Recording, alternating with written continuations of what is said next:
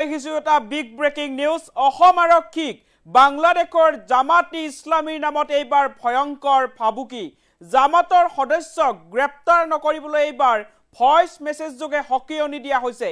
গোলকগঞ্জ আৰক্ষীলৈ জামাত ইছলামীৰ ভাবুকি পৰা ভইচ মেছেজ। জামাতৰ সদস্যক গ্ৰেপ্তাৰ কৰিলেই গাঁওবাসীৰ ঘৰ জ্বলাই দিয়া হ'ব বুলি এইবাৰ ভইচ মেছেজ যোগে গোলকগঞ্জ আৰক্ষীক দিয়া হৈছে ভাবুকি। জনাইছো এটা গুৰুত্বপূৰ্ণ খবৰ। অসম আৰক্ষীলৈ বাংলাদেশৰ জামাত ইছলামীৰ নামত ভয়ংকৰ ভাবুকি। জামাতৰ সদস্যক গ্ৰেপ্তাৰ নকৰিবলৈ এইবাৰ ভইচ মেছেজ যোগে দিলে হকিয়নি। গোলকগঞ্জ আৰক্ষীলৈ জামাত ইছলামীৰ ভাবুকি পৰা ভইচ মেছেজ। জামাতৰ সদস্যক গ্ৰেপ্তাৰ কৰিলে গাঁওবাসীৰ ঘৰ জ্বলাই দিয়া হ'ব বুলি এইবাৰ হকিয়নি দিয়া হৈছে। কিছুদিন পূৰ্বে বাংলাদেশৰ পতাকাহক গ্ৰেপ্তাৰ হৈছিল ইমাম হুছেইন নামৰ এজন। ইমামক সীমান্ত অঞ্চলৰ লক্ষীমাৰীৰ পৰা গ্ৰেপ্তাৰ কৰিছিল গোলকগঞ্জ আৰক্ষীয়ে। ইমামৰ পৰা গোলকগঞ্জ আৰক্ষীয়ে জব্দ কৰিছিল বহু পৰিমাণৰ চিম কাৰ্ড। STFৰ অনুসন্ধান চলি থকাৰ মাজতে এইবাৰ মৌলবাদী সংগঠনৰ ভাবুকিক লৈ চাঞ্চল্য সৃষ্টি হৈছে। অৱশ্যে এই কাম জামাতৰ নে আন দুষ্ট চক্ৰৰ, তাক লৈ এতিয়া অনুসন্ধান অব্যাহত আছে। অসম আৰক্ষীলৈ বাংলাদেশৰ জামাত ইছলামীৰ নামত এইবাৰ ভয়ংকৰ ভাবুকি দিয়া হৈছে। জামাতৰ সদস্যক গ্ৰেপ্তাৰ নকৰিবলৈ এইবাৰ অসম আৰক্ষীক ভইচ মেছেজ যোগে হকিয়নি দিয়া হৈছে। ভইচ মেছেজ যোগে হকিয়নি দিছে গোলকগঞ্জ আৰক্ষীক।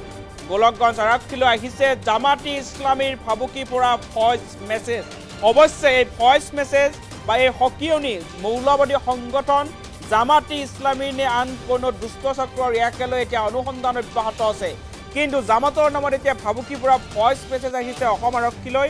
জামাতৰ সদস্যক গ্ৰেপ্তাৰ কৰিলেই গাঁওবাসীৰ ঘৰ জ্বলাই দিয়া হ'ব বুলি এইবাৰ গোলকগঞ্জ আৰক্ষীলৈ হকিয়নি আহিছে। ভাবুকি পৰা ভইচ মেছেজ আহিছে গোলকগঞ্জ আৰক্ষীলৈ। উল্লেখ্য যে কিছুদিন পূৰ্বে বাংলাদেশৰ পতাকাসহ গ্ৰেপ্তাৰ হৈছিল ইমাম হুছেইন নামৰ এজন যুৱক। ইমামক সীমান্ত অঞ্চলৰ লক্ষীমাৰীৰ পৰা গ্ৰেপ্তাৰ কৰিছিল গোলকগঞ্জ আৰক্ষীয়ে। ইমামৰ পৰা গোলকগঞ্জ আৰক্ষীয়ে জব্দ কৰিছিল বহু পৰিমাণৰ চিম কাৰ্ড। আৰু ইয়াকে লৈ STFৰ অনুসন্ধান চলি আছিল। আৰু অনুসন্ধান চলি থকাৰ মাজতেই এইবাৰ মৌলবাদী সংগঠনৰ ভাবুকিক লৈ, ভাবুকি পৰা ভইচ মেছেজক লৈ এতিয়া চাঞ্চল্য সৃষ্টি হৈছে। অৱশ্যে এই কাম জামাতৰ নে আন কোনো দুষ্ট চক্ৰৰ, ইয়াকে লৈ এতিয়া অনুসন্ধান অব্যাহত আছে। কিন্তু উল্লেখ কৰিব লাগিব যে গোলকগঞ্জ আৰক্ষীলৈ যি ভাবুকি পৰা ভইচ মেছেজ আহিছে বা যি হকিয়নি আহিছে, ইয়াকে লৈ এতিয়া তীব্ৰ চাঞ্চল্য সৃষ্টি হৈছে। জামাতৰ সদস্যক যদি গোলকগঞ্জ আৰক্ষীয়ে গ্ৰেপ্তাৰ কৰে তেনেহ'লে গাঁও জ্বলাই দিয়া হ'ব বুলি এইবাৰ ভাবুকি পৰা ভইচ মেছেজ আহিছে। আৰু এই কাৰবাৰ বন্ধ কৰিবলৈ এইবাৰ হকিয়নি দিয়া হৈছে, নহ'লে পৰিস্থিতি বিষম হ'ব বুলি ভাবুকি দিয়া হৈছে। ঘৰ জ্বলাই দিয়া হ'ব বুলি এইবাৰ হকিয়নি প্ৰদান কৰা হৈছে। ভাবুকি পৰা ভইচ মেছেজ আহিছে এতিয়া আৰক্ষীলৈ, আৰু তাৰ পিছতেই চাঞ্চল্য সৃষ্টি হৈছে। এটা গুৰুত্বপূৰ্ণ খবৰ। অসম আৰক্ষীলৈ বাংলাদেশৰ জামাত ইছলামীৰ নামত এইবাৰ ভয়ংকৰ ভাবুকি দিছে।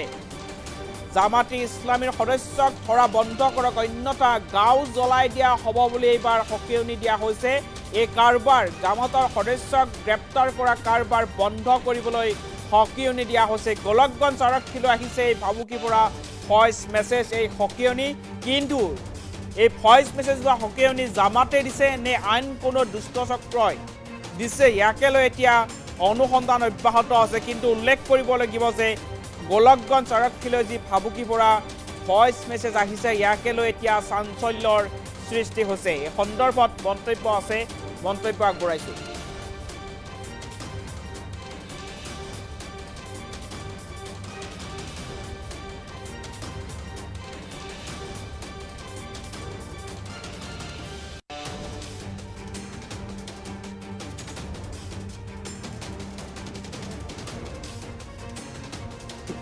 আজি ৰাতিপুৱা 7টামান বজাত মোৰ ভতিজা সুধীৰ চন্দ্ৰ সৰকাৰ মোক লগ ধৰাৰ কাৰণে আহে। তো ৰাস্তাতে দেখল, বাটতে লগ হ'ল, ক'লে মোৰ মোবাইলত এটা ভইচ মেছেজ আহিছে, বস্তুটো অলপ সন্দেহজনক। মই বস্তুটো চালোঁ। বাংলাদেশৰ কুখ্যাত মৌলবাদী সংগঠন জামাতি ইসলামী ভয়েস এছ এম এছ পঠাইছে যে আপুনি আৰু আপোনাৰ অচিয়ে মিলি আমাৰ মানুহবিলাকক ধমকি দি আছে। গতিকে এইটো বস্তু যদি আপোনালোকে এতিয়াই নিৰাময় নকৰে বা বাদ নিদিয়ে, তেতিয়াহ'লে কিন্তু আপোনাৰ ঘৰ বাৰী জ্বলাই দিয়া হ'ব আৰু আপোনাৰ দেশকো ধ্বংস কৰি দিয়া হ'ব। এনেকৈ ভাবুকি দি মানে ভয়েস এছ এম এছ পঠাইছে। এই বস্তু মই চালোঁ। তাৰপিছত মই ক'লোঁ যে ঠিক আছে, তুমি যোৱা থানাত এটা কমপ্লেইন এটা দিয়া। তাৰপিছত ঘৰত গ'লোঁ। মই যে মোৰ এটা সন্দেহ লাগিল, মই কৈছোঁ মোৰ তাত আছে নেকি চাওঁ। তো মোৰ মোবাইলটা খুলি ময়ো দেখিলোঁ ছেইম একে নম্বৰৰ পৰাই ছেইম একে কথাটোই লিখি দিছে। তাৰপিছত মই ৰাতিপুৱা আহিলোঁ, অচি ছাৰক লগ নাপালোঁ যদিও, এতিয়া আহিলোঁ, আহি কমপ্লেইনটো দিলোঁ। এতিয়া বিহিত ব্যৱস্থা আমাৰ পুলিচ প্ৰশাসনে কৰিব বুলি মোৰ বিশ্বাস। দেখিলোঁ এটা অচিনাকি নাম্বাৰ, এইটো বাংলাদেশৰ কোড নম্বৰেৰে আৰম্ভ। এইটো হোৱাটছএপটো খুলি দেখিলোঁ কিছুমান ভয়েস মেছেজ পঠাইছে আৰু মেছেজবোৰত জামাতে ইছলামী এইটো কিবা এটা সংগঠনে মানে ভয় ভীতি প্ৰদৰ্শন কৰিছে আৰু সিহঁতে কেইবাটাও SMS পঠাইছিল। এইটো SMS কেইটা শুনিলোঁ যে আপুনি প্ৰেচিডেণ্টৰ লগত নাইবা থানাৰ অচিৰ লগত গৈ বস্তুটো যদি চেক নকৰে, গোটেই ভাৰতৰ নাম্বাৰ আমাৰ ওচৰত আছে, কথা বেলেগ হ'ব। এইটো ঠাই মেনশ্যন কৰি কোৱা নাই, গোলগঞ্জ এনেকুৱা কোৱা নাই, ভইচ মেইলটোত কৈছে। এটা ভইচত কৈছিল যে আপোনাৰ থানাৰ অচি নাইবা বিজেপিৰ প্ৰেচিডেণ্টৰ লগত এই SMS-টো চেক কৰি ল'ব, নহ'লে বিপদ হ'ব। দেখিলোঁ এটা অচিনাকি নাম। আজি ৰাতিপুৱা 7টামান বজাত মোৰ ভতিজা সুধীৰ চন্দ্ৰ চৰকাৰ মোক লগ ধৰাৰ কাৰণে আহে। তাৰ ৰাস্তাতে দেখল, বাটতে লগ হ'ল। ক'লে মোৰ মোবাইলত এটা ভয়েস এছ এম এছ আহিছে, বস্তুটো অলপ সন্দেহজনক। মই বস্তুটো চালোঁ। বাংলাদেশৰ কুখ্যাত মৌলবাদী সংগঠন জামাতি ইসলামী ভয়েস এছ এম এছ পঠাইছে যে আপুনি আৰু আপোনাৰ অচিয়ে মিলি আমাৰ মানুহবিলাকক ধমকি দি আছে। গতিকে এইটো বস্তু যদি আপোনালোকে এতিয়াই নিৰাময় নকৰে বা বাদ নিদিয়ে, তেতিয়াহ'লে কিন্তু আপোনাৰ ঘৰ বাৰী জ্বলাই দিয়া হ'ব আৰু আপোনাৰ দেশকো ধ্বংস কৰি দিয়া হ'ব। এনেকৈ ভাবুকি দি মানে ভয়েস এছ এম এছ পঠাইছে। এই বস্তু মই চালোঁ। তাৰপিছত মই ক'লোঁ যে ঠিক আছে, তুমি যোৱা থানাত এটা কমপ্লেইন এটা দিয়া। তাৰপিছত ঘৰত গ'লোঁ। মই যে মোৰ এটা সন্দেহ লাগিল, মই কৈছোঁ মোৰ তাত আছে নেকি চাওঁ। তো মোৰ মোবাইলটা খুলি ময়ো দেখিলোঁ ছেইম একে নম্বৰৰ পৰাই ছেইম একে কথাটোই লিখি দিছে। তাৰপিছত মই ৰাতিপুৱা আহিলোঁ, অচি ছাৰক লগ নাপালোঁ যদিও, এতিয়া আহিলোঁ, আহি কমপ্লেইনটো দিলোঁ। এতিয়া বিহিত ব্যৱস্থা আমাৰ পুলিচ প্ৰশাসনে কৰিব বুলি মোৰ বিশ্বাস। দেখিলোঁ এটা অচিনাকি নাম্বাৰ, এইটো বাংলাদেশৰ কোড নম্বৰেৰে আৰম্ভ। এইটো হোৱাটছএপটো খুলি দেখিলোঁ কিছুমান ভয়েস মেছেজ পঠাইছে আৰু মেছেজবোৰত